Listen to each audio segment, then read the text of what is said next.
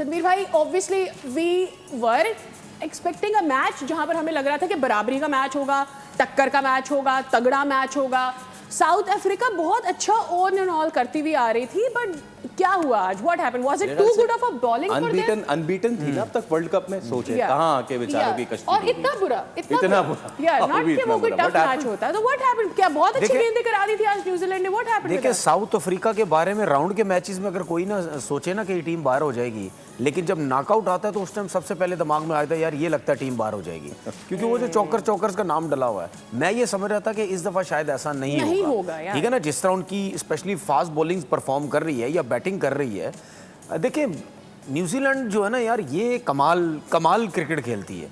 और मेरे लिए कमाल सबसे अच्छी चीज़ ये है कि मैं पहले भी जिक्र कर चुका हूँ, 50 लाख 60 लाख लोगों का मुल्क है ये। ठीक है, तो उन्होंने ये बताया हुआ है कि यार इसमें से टैलेंट कैसा निकलता है जी। ठीक है, ये कोई करोड़ों का मुल्क नहीं, अरबों का मुल्क नहीं है, ये 50-60 लाख लोग हैं। ठीक है, तो देख लो क्या टीम हम बनाते हैं। उसके बाद न्यूजीलैंड वाली टीम ऐसी थी कि वो भी किसी अच्छी टीम को इस तरह आउट क्लास कर सकती है, लेकिन इतना बुरा आउट क्लास साउथ अफ्रीका मैं नहीं समझ सकता। लेकिन मैं एक टाइम पे ये समझा था कि अब बिल्कुल मैच वन साइड हो गया है। वो किस वक्त, जब 85 या 90 पे 5-6 विकेट गिर चुके थे, तो मैंने बोला अब तो वैसे भी 120-130 रन होने, एंसन ने आके 50 रन की इनिंग खेली तो 169 हुए।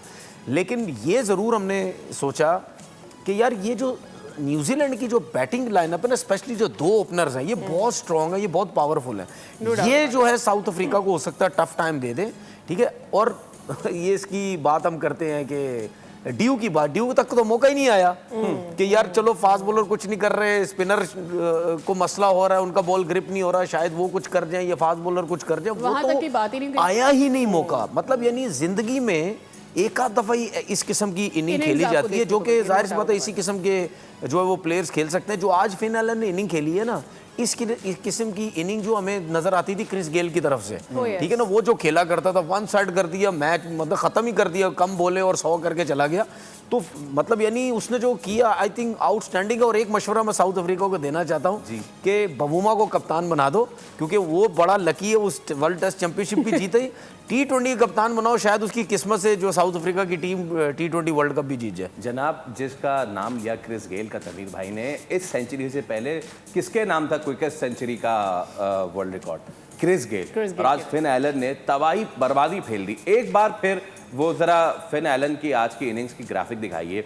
ये आपके सामने 33 ball 100 run. Just mention the strike rate, would you? अरे छोड़े स्ट्राइक रेट क्या, 50 तो उन्होंने सिर्फ छक्कों से ही बना दिए। फवाद भाई, ये फिन एलन नहीं, according to one of the sources, Finn Allen हो गए, टिम साइफर्ट और लोकी फर्गसन, ये पक्के कॉन्ट्रैक्चुअल प्लेयर भी नहीं है न्यूजीलैंड के। ये कैजुअल कॉन्ट्रैक्ट पे हैं, जो इनको अलाउ करता है कि फिर वो जाके लीग वगैरह खेल लें ऑल दैट। इससे मुझे याद आता है कि हमारे प्लेयर्स ने कैसा नहीं रगड़ा लगाया था पीसीबी का कि हमें ये दोगे तो हम खेलेंगे, हमें वो दोगे तो हम खेलेंगे। आई मीन कैरेक्टर अपीवल बॉस बहुत ज़्यादा ज़रूरी है। अब आप समझ गए मैं क्या कहना चाह रहा हूँ। मैं सारा सब मैं जाना नहीं चाह रहा। तो तारीख ही बता दूं, डॉन ब्रैडमैन का नाम तो सबने ही सुना होगा। वो भी प्रोफेशनल क्रिकेटर नहीं थे। हाँ, जॉब करते थे। ठीक है, न्यूजीलैंड क्यों एक टीम के तौर पे उभर के और कामयाब हो रही होती है, हर रेड बॉल में वाइट बॉल में तो टॉप 2-3 में रह रही है। कोई ऐसी टीम नहीं जो तीनों वनडे में T20 में इस तरह से परफॉर्म कर रही हो। सब्सक्राइब करें और बेल दबाएं ताकि कोई खबर रह न जाए।